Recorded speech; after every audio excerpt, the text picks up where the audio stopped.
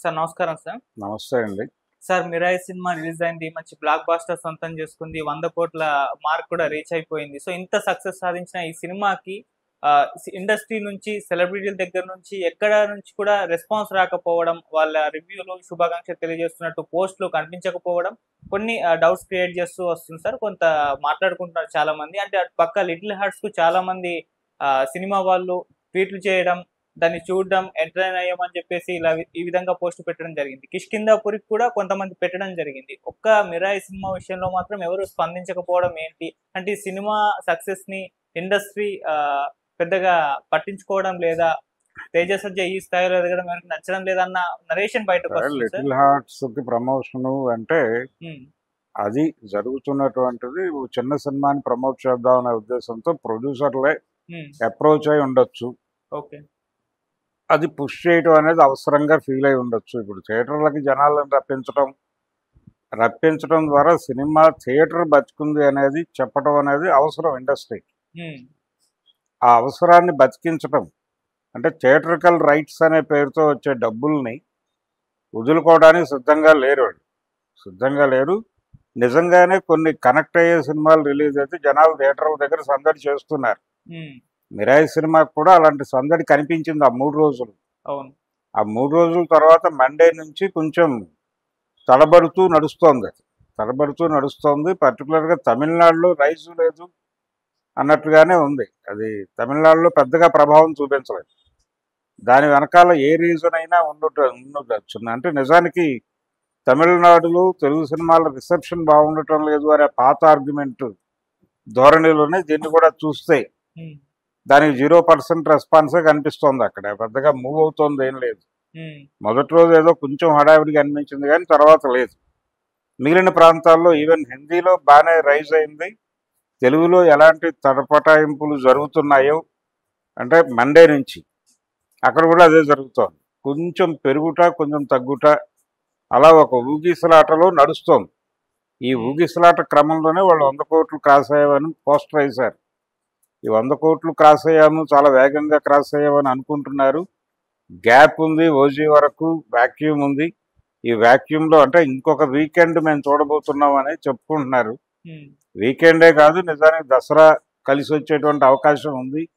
అంటే చాలా చోట్ల ఎగ్జామ్స్ జరుగుతున్నాయి. ఈ ఎగ్జామ్స్ వలన కూడా మండే నుంచి మనకి జనాలు థియేటర్ల దగ్గర కనిపించకపోవటం అనేది తెలుస్తూనే ఉంది స్పష్టంగా. రేపు ఈ ఎగ్జామ్స్ అయిపోతాయని చెప్తున్నారు. మేబీ రేపటితో అయిపోతాయని అంటున్నారు. ఒకవేళ అయిపోతే ఆ ఫ్లో వస్తే మళ్ళీ ఇది రైజ్ అయ్యేటువంటి అవకాశం కనిపిస్తుంది. వేగంగానే కదులుతోంది. బిగ్ సినిమాగానే మాట్లాడుతున్నారు. దాన్ని చిన్న సినిమాగా మాట్లాడటం లేదు, చిన్న సినిమా అని అనుకోవడం లేదు. పాన్ ఇండియా సినిమాగానే మాట్లాడుతున్నారు. పాన్ ఇండియా లెవెల్లోనే ప్రమోషనల్ యాక్టివిటీ కూడా జరిగింది. ఇది అంటే తేజ సర్జాని కూడా ఇప్పుడు అప్కమింగ్ హీరోనో లేకపోతే ఇప్పుడే కాలు పెట్టినటువంటి హీరోగాను అతనికి ఏదో సపోర్ట్గా నిలబడాలి అన్నదానికంటే కూడా అతన్ని ఇప్పుడు పాన్ ఇండియా హీరో ఫ్యామిలీ అని ఒకటి ఏర్పడిపోయి ఉంది తెలుగు ఇండస్ట్రీ నుంచి. అది వాళ్ళ మహేష్ బాబు ఇప్పుడు దానిలోకి ఆ ఫ్యామిలీలోకి ఎంట్రీ ఇవ్వబోతున్నాడు. ఒక రకంగా మహేష్ బాబు కంటే ముందే ఎంట్రీ ఇచ్చాడు ఇతను. ఎంట్రీ ఇవ్వటమే కాదు, ఒక చిన్న ఝలక్ ఇచ్చాడు. మీరన్నట్టుగా గతంలో అతని సినిమా హనుమాన్ రైజ్ నడుస్తున్న టైంలోనే మహేష్ బాబు గుంటూరు కారం రిలీజ్ అయ్యి పక్కకి వెళ్ళిపోవటం చూసాం మనం. అవును.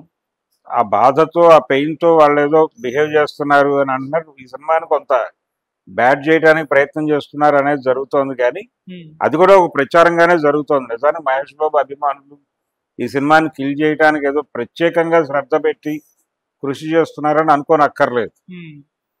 రెండోది ఇంకొక లింక్ అల్లుతున్నారు. ఆ డైరెక్టర్కి ఆ ఫ్యామిలీకి ఏదైనా లింక్ ఉందా అనేది ఒక సెర్చ్ ఒకటి నడుస్తోంది.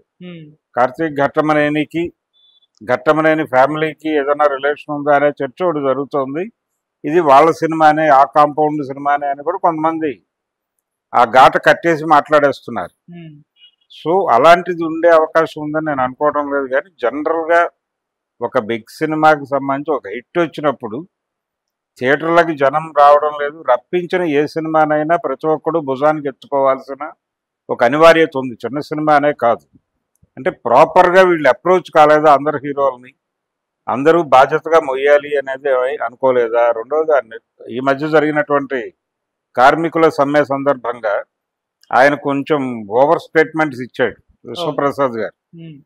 అవి ఆ ఓవర్ స్టేట్మెంట్లు కొంచెం సమస్యని జటిలం చేశాయనే అభిప్రాయం కూడా ఇండస్ట్రీలో వినిపించింది. ఆ సందర్భంగా కొంత దూరంగా ఉన్నారా అనేది ఒకటి. అయితే కొంతమంది డైరెక్టర్లను తీసుకొచ్చారు, మాట్లాడించారు. బాబీ లాంటి డైరెక్టర్ మాట్లాడాడు వేదిక మీద ఆ సినిమా గురించి, అది కొంత ప్లస్ అవుతుంది సినిమాకి. కానీ ట్వీట్ల రూపంలో పెద్ద హీరోలు, పెద్ద డైరెక్టర్లు స్పందించి ఇది ఎవరి సినిమా, ఏ రేంజ్ సినిమా అనేది పట్టించుకోకుండా జస్ట్ థియేటర్లకి జనాల్ని రప్పించగలిగిన కంటెంట్ ఉన్న సినిమా కాబట్టి థియేటర్ని బతికిస్తున్న సినిమాగా మేము దీన్ని చూసి అభినందిస్తున్నామని మాట్లాడినా అది హెల్ప్ అవుతుంది సినిమాకి. అవును, ఆ పని చేసి తీరాలి. ఎందుకంటే అదొక రైట్, అమ్ముకోవడానికి అవకాశం ఉంది, దాన్ని వదులుకోవడానికి వీళ్ళెవరూ సిద్ధంగా లేరు కాబట్టి చిన్న సినిమాలను మోస్తున్నారు. ఆ మోత కార్యక్రమంలో భాగంగా మిరాయిని కూడా భుజాన్ని వేసుకోవాల్సిన అవసరం అయితే ఉంది. కదలకపోవడం ఏ కారణం చేత కదలకపోయినా వీళ్ళు అప్రోచ్ అవ్వటం లేదా అప్రోచ్ అయ్యారు, దానికి ఖచ్చితంగా అది అర్థమవుతోంది.